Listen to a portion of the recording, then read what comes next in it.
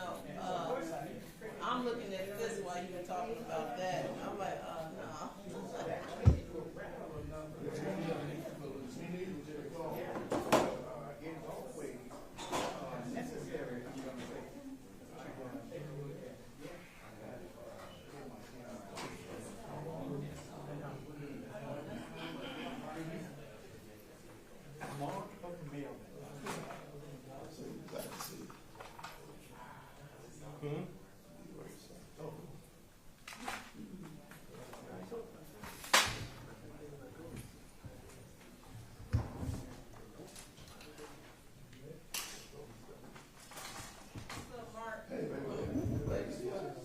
Thank you, thank you. So this is going to. She said they're gonna take a ride.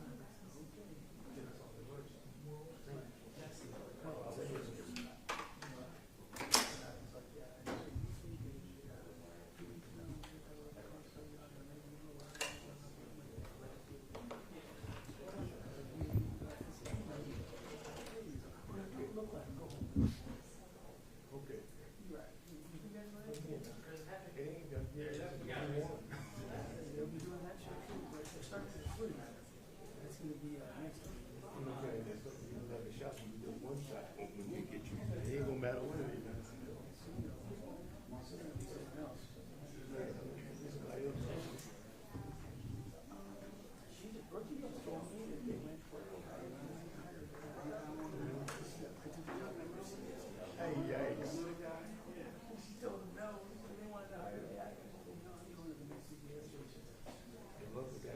Well, you know what, they pay her 20 G's more than we were. So that thing started happening. Longer than June 22nd.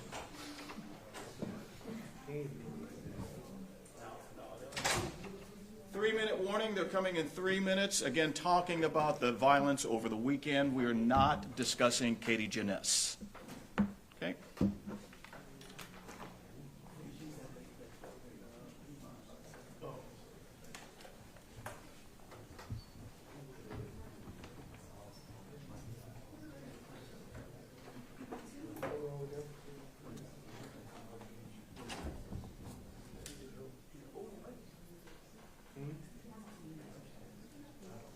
Doesn't matter. They're not talking about it. It doesn't matter. They're not talking about it.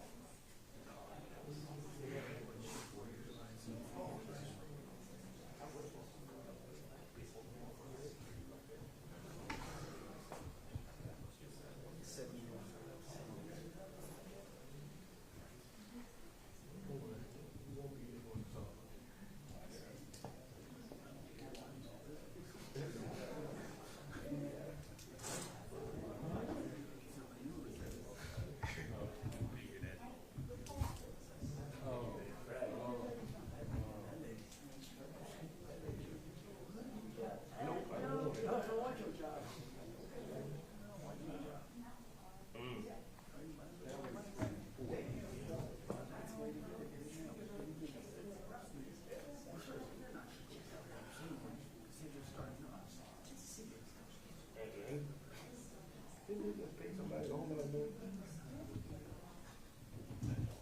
Mark, I might We'll come get out of this bad man. down back and forth.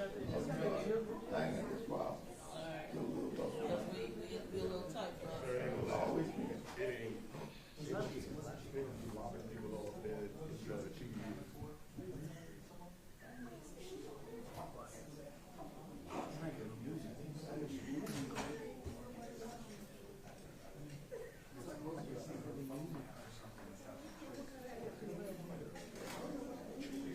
No.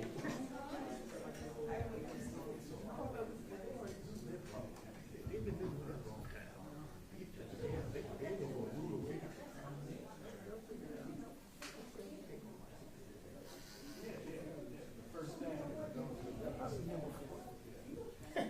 That's number 5.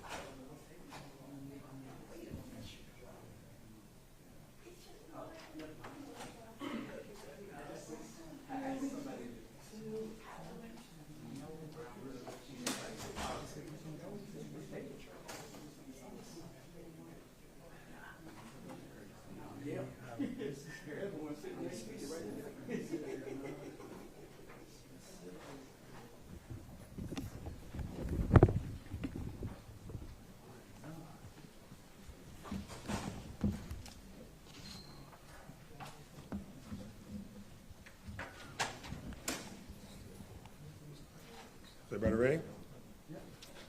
All right, good morning. As you know, each morning I start my day talking with APD Chief Darren Shearbaum and LaShondra Burks, our COO.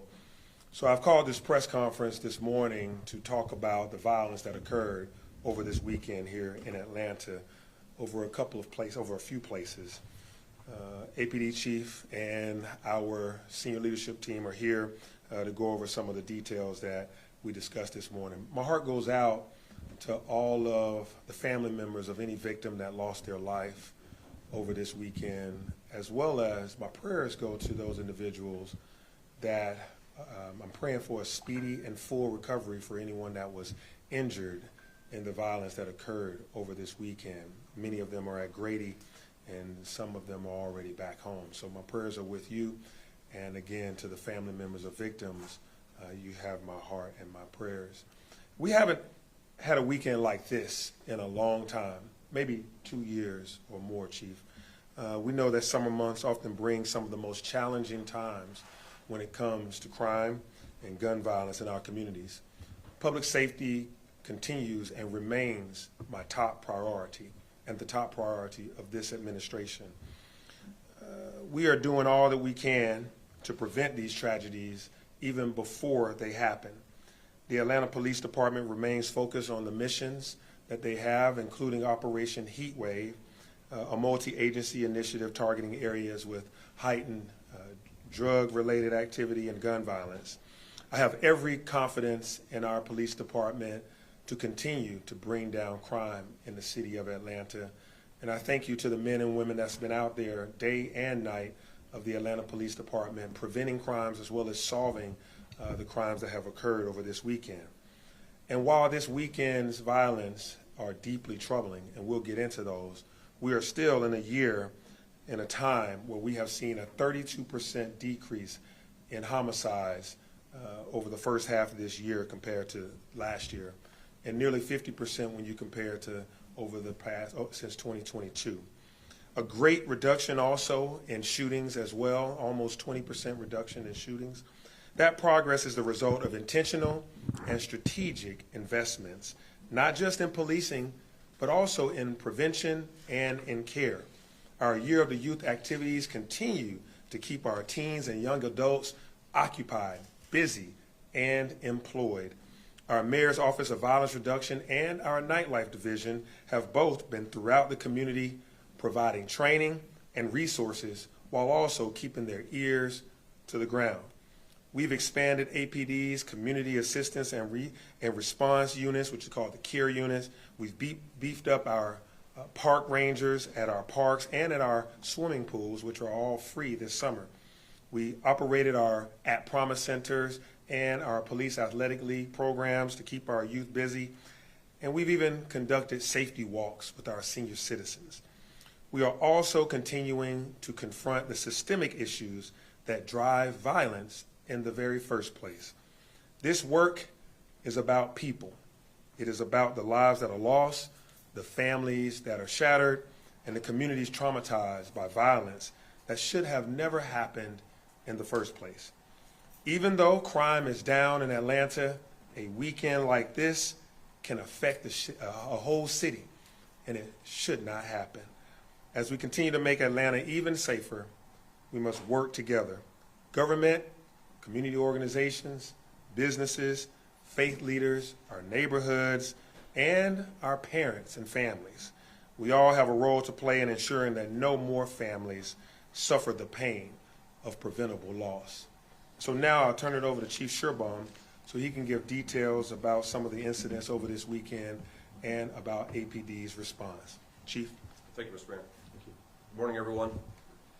I'm going to join our mayor in extending the prayers of every member of the Atlanta Police Department to everyone that was impacted by gun violence this weekend, those that are recuperating, and those that have lost loved ones. This department will not rest until we identify who's responsible and bring those individuals to justice. The mayor alluded to positive trends that we were seeing all summer around our city as we enjoyed vacation time. We saw reductions in shootings and homicides throughout the summer.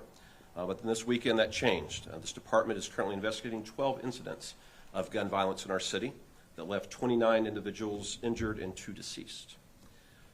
When I look at what connected them, they played out throughout various parts of the city, but none has connected the other than individuals had guns when they were angry. Seems to be the most common theme that we saw throughout the weekend. We saw shootings related to disputes over cars being booted. We saw a nephew take the life of his uncle. We saw individuals shot in domestic violence disputes and disputes over dating. The one that we were called to overnight was at 349 Edgewood, and that is one that we still are seeking clarity on and need the assistance of the community. We were called there at 1:27 this morning to report of multiple people shot. We arrived on scene to find 11 that had been shot, 1 deceased, 10 are injured, and 1 of those is critically injured, which is an 18-year-old male. Right now, we are seeking 3 males and a female that approached a group that was assembled around the streetcar stop on Edgewood that we believe were responsible for initiating the exchange of gunfire. We have recovered firearms from the scene, and we've recovered 34 shell casings, which we are working closely with our ballistics lab and the ATF to investigate. We do believe there are citizens that have information that will allow us to determine exactly what transpired on Edgewood this morning and will allow us to arrest those responsible. So we ask anyone that has video, that has information, to please reach out to this department at 404-577-TIPS. That's 404-577-8477, and please provide any information that you have so we can arrest those that were responsible. Gun violence affects every citizen of Atlanta, regardless of what neighborhood you live in or where you are. And when this weekend, when we saw individuals who are angry about everyday common matters pick up a gun and use it, it speaks to the work that needs to continue to be done. The mayor referenced the youth centers have been full this weekend. Your police department hosted 124 young men and women at our 2 youth camps this summer. That has been a key component in reducing crime in our city.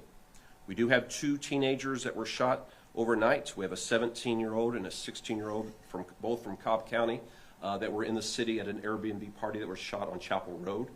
They are both expected to survive, and we anticipate working that case forward. As you all know, we're investigating a homicide last week in Empire Park that we're continuing to seek the assistance of the citizens on. This happened at 279 Oak Drive in Empire Park. And I want to thank every member of the Atlanta Police Department, our investigators, our officers, our crime scene techs, our 911 dispatchers have been working all weekend to make sure we address these matters as they play out. The mayor mentioned that this time last year we had 76 homicides in the city, so we are seeing a positive movement. If you go back to 2022, when many of you had the role you have now, we had 92 homicides so far this morning in the city. So we are making progress. The team effort the mayor has called for is reaping dividends. But this weekend is a reminder that we still have work to do. That anger, that conflict resolution, and access to guns by individuals that should not have them, should not have that moment, is still a matter that we all need to address as citizens of our city. Mr. Mayor, that's my report out right now. Open for any questions that you may have or the reporters may have. What kind of, Okay, we're gonna go right start. all right. Starting in this end on the left and then work our way over. How many homicides do you have so far this year, Chief? And I'm also told your officers were very quick on scene this morning. What more can you do on Edgewood, short of being on every block to prevent the next shooting? You know, we're assessing that. Edgewood is a very vibrant nightlife scene, and we have crafted a plan that we put in place 2 years ago that has been very effective. So we're assessing already today what needs to be adjusted to make sure that we do not have a repeat of last night. And so we're assessing that now. We do have officers that are in the vicinity assigned there. We do have cameras that are throughout the area. And so we're going to assess that to see what we need to do differently. To answer your questions, we're currently at 57 homicides. That's counting the one that occurred this morning. And that is versus 76 we had this time last year. 92. And 92 in 2022 as this point. With the shooting there on Edgewood, it happened in the street, I understand. Did any of the bars that were there, do we know if they were associated, people coming out of those bars? And also, how many witnesses are you guys trying to interview? You know, we're still in the earliest stages of this investigation. We're out as we speak, interviewing witnesses, seeking new witnesses. We're gathering video now. So it's too soon for us to know where individuals came from, but we will be reconstructing that over the next few hours. Let me step in for a second, Chief. Thanks for that question, both of those questions as it relate to Edgewood. We know that it's a vibrant nightlife scene there. So if you saw something, you should say something. This is directly to the public. We encourage you, if you see something, say something, because we know that there were enough people out there that could have given us some indication of what happened. And so investigators are out. That's why you only see the leadership of APD, because everybody else is out working right now. And so if you see something, individuals that may have been out there, call that TIPS hotline. What is it, 404-477-TIPS? That's correct, sir. 577. 404-577-TIPS. Please call us and let us know if you saw anything that may lead to us being able to solve this. We had talked to a witness who was out there who said she actually had called 911 when she saw this group coming. Did you guys have any advance notice? Obviously, she called and seconds later the shooting occurred. Did you have any notice or that something was going on? We're reviewing all that now. Every 911 call is being reviewed, all information that was available to us. And so we'll know that as the day progresses, what we knew and what our response was to that. Yeah, it sounds like from what you all have said, this is basically kind of stems from disputes among people. My question is two-part, well, kind of 1.5 part. What role do you think the Office of Violence Reduction plays in that? And because, there's only so much you can do as far as like getting in between people's personal disputes. Yeah, thank you for that question. So the Mayor's Office of Violence Reduction has been extremely helpful in bringing down violence in communities that tend to have disputes that have spilled over for decades sometimes. They often heal old wounds, going to apartment complexes, going to previous gang members or individuals that want to get out of gangs, encouraging them and helping them to be able to transition, but also keeping their ear to the street to understand what beefs are cooking up and to be able to squash them. And so the violence reduction team, they're not everyday Atlanta City Hall workers. They are individuals that are sometimes former gang members, sometimes ex-offenders, individuals that want to see violence stop. And so they do a lot of anti-retaliation work. So if an incident has occurred last year and people are trying to get get a chance to get back at others, they try to keep that down, and they've been extremely helpful in doing that throughout the year. I think that's been helpful, why we have violence that hasn't been as high as it's been in years past. They also help tremendously with our domestic violence. Our No More campaign that Chief and I and others have really led the charge on has been instrumental and helpful in bringing down violent crime. But you can't be everywhere at all times. You get into an incident with the boot person at a parking lot, a nephew and an uncle get into it. These things, are difficult to prevent, but we try to make sure that the whole society understands that guns are not the answer and that we should use conflict resolution and de-escalation tactics. Do you have any ideas on motives from last night's shooting, and what specifically are you doing to protect young people in the city from gun violence? So as it relates to the second Edgewood shooting, we do not. That's what we're working on. We do know the first Edgewood shooting was related to a parking dispute. When we go back, we will determine why guns were introduced last night. I think you've seen the administration tackle youth engagement head on. 2 years of the Year of the Youth, making sure we're providing ample opportunities around employment, summer engagement, putting positive role models in front of them, and engaging them where they are about conflict resolution. We have strong partnerships with Atlanta Public Schools, with KIPP Academy, to ensure that we're sharing information with them and collaborating around conflict resolution and engagement around individuals that may be at risk. We also have 3 at-promise centers that are functioning and open. That has been very key in our reduction around youth crime. That is not going to stop. That is going to continue. You will see over the weekend, it was teenagers, but it was people in their 50s and 60s that were involved as well. Youth is going to be the center point of our approach, but everyone has a role in conflict resolution wherever they are. Do you have any suspect descriptions for the 4 folks you're looking for from the Edgewood shooting that you're willing to let out? It's 3 black males and a black female. I do anticipate we will be releasing videos soon, so you can all share with your viewers and with your readers on your social media so they can assist us in identifying them. Last one for Mike. Just want to be clear on something. The address you gave us is popular, right? Where you're responding. Do you guys believe that some kind of conflict happened there and it kind of spilled out? We just don't know yet. Don't know. We know where the triggers were pulled. We don't know why the triggers were pulled, and we're going to figure that out. Chief, when you mentioned 29 people shot, is that since Friday? Yes, sir, that's all weekend. Friday, That's Friday, Saturday, Sunday, and this morning. For the Edgewood one, the second one, do you think it was gang related or anything? I mean, from what the captain on scene said early this morning, was that it was obviously multiple shooters and it sounded like a shootout with a number of shell casings. So